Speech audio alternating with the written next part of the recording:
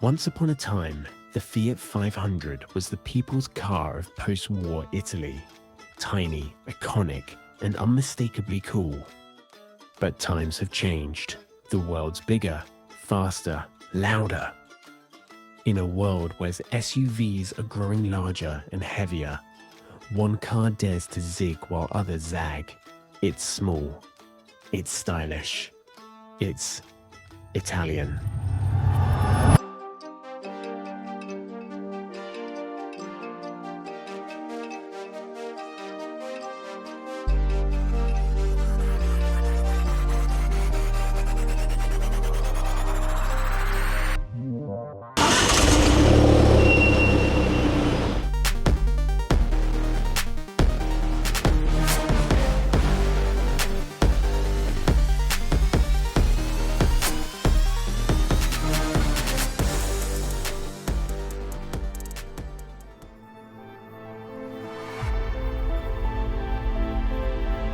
This is the Fiat 500X, a compact crossover that thinks it's cooler than you, and it might just be.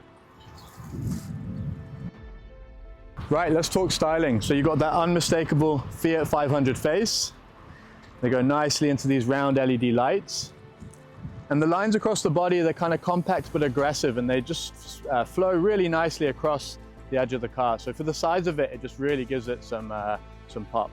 Because this is the sport version, you've also got some nice little touches like the 500 emblem in the LED lights, as well as the 500X on the back. And being the compact, the SUV compact crossover, you've really got some nice ride height on this car.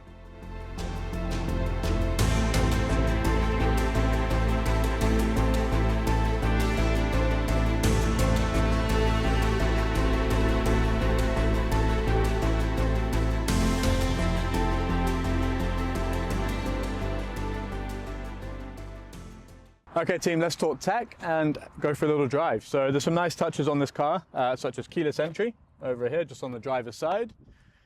And we're gonna jump in. Okay, and we've also got keyless stop start here. So just push the button, pressure on the brake, and also auto handbrake, which is a nice little touch. Okay guys, so it did occur to us that since this is such a small compact car, you might be wondering, well, how much space is there actually? Well, Pulse has a solution for you, and that is our super scientific space test.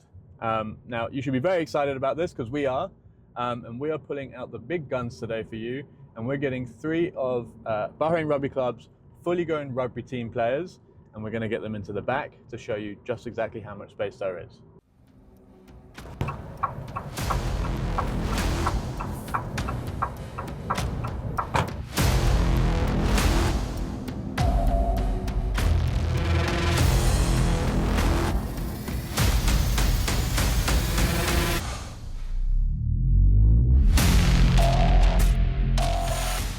I weigh to lock 194 centimeters, 115 kgs.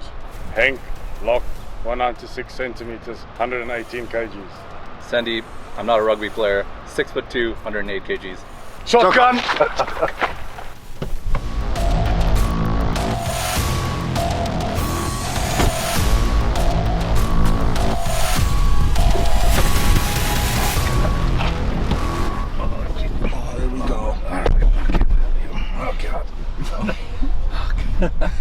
Okay, and there you have it. 3 rugby players in the back.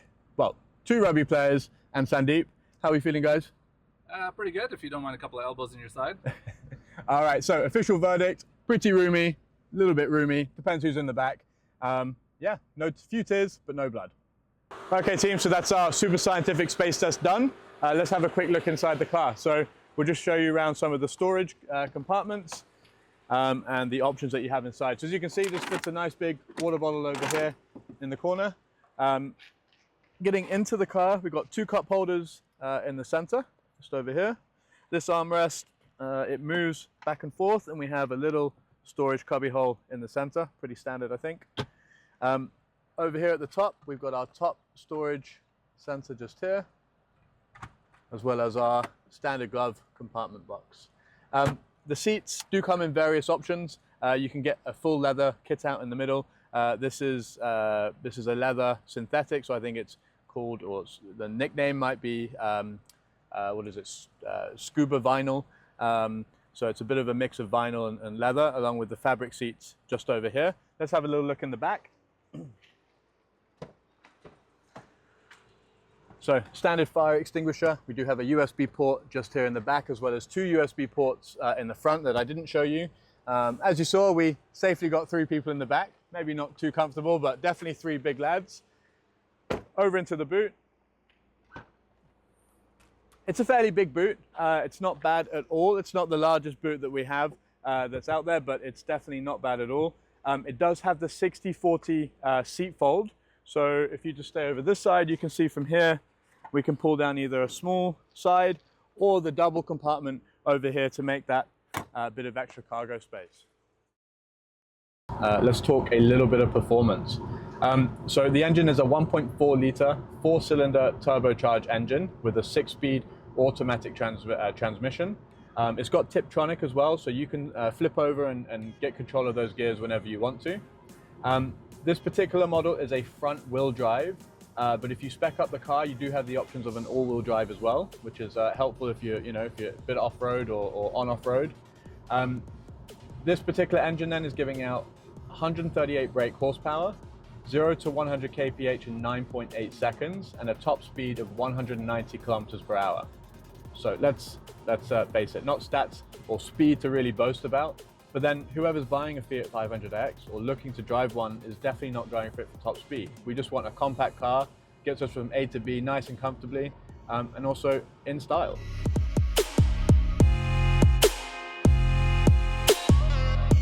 Quite a surprising amount of tech in this car. We've got cruise control, so you can set that speed as you want for those longer highway drives. We've got electric folding mirrors.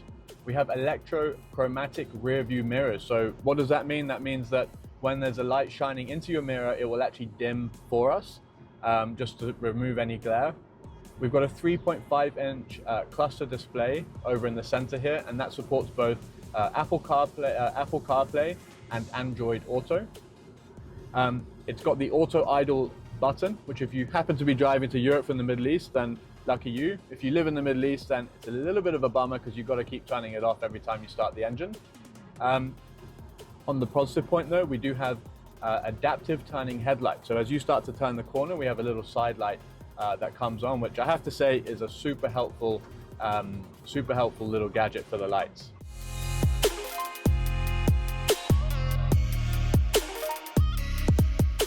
Talking about comfort and drive, I'd say the insulation in here is pretty good. There is a bit of ride noise. You can get a bit of outside environment, but it's really not that bad at all.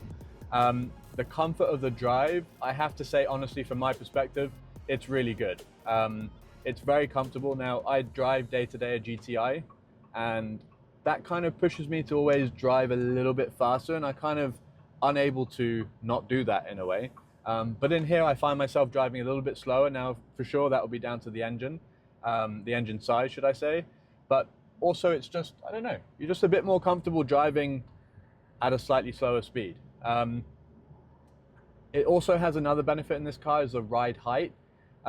Being that SUV sort of model, just that higher suspension, higher ride height, it just gives me much better view of everything around me. And now coming from a GTI as well, it's not the lowest car in the world, but there really is a significant difference in that.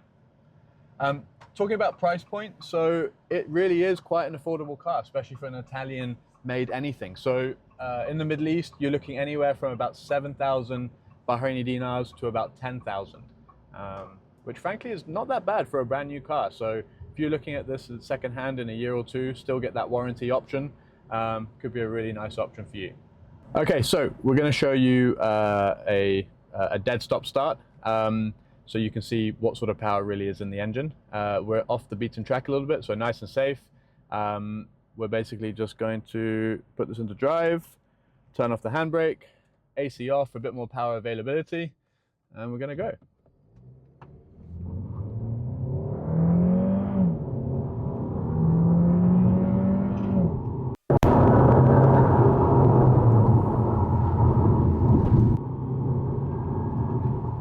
So as you can see, it's got a bit of power behind it, and you can tell immediately once that turbo kicks in, it just gives you that extra bit of power, and honestly, it's just a real pleasure to drive.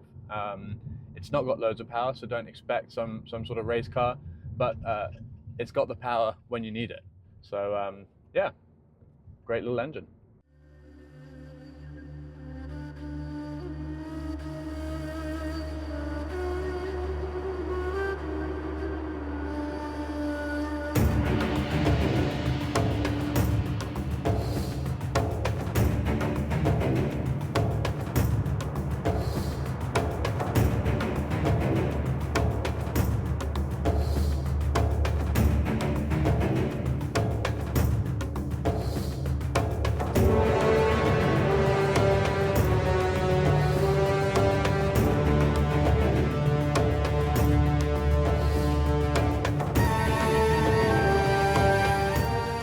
So is the 500X a hot hatch in disguise? Not quite. Is it the best SUV out there? Absolutely not. But it's small, it's stylish, it's fun. It's perfectly at home here in Bahrain. While it's not for everybody, that's what makes it cool. My name's Lloyd. You've watched another episode of Pulse X. Looking forward to seeing you on the next drive.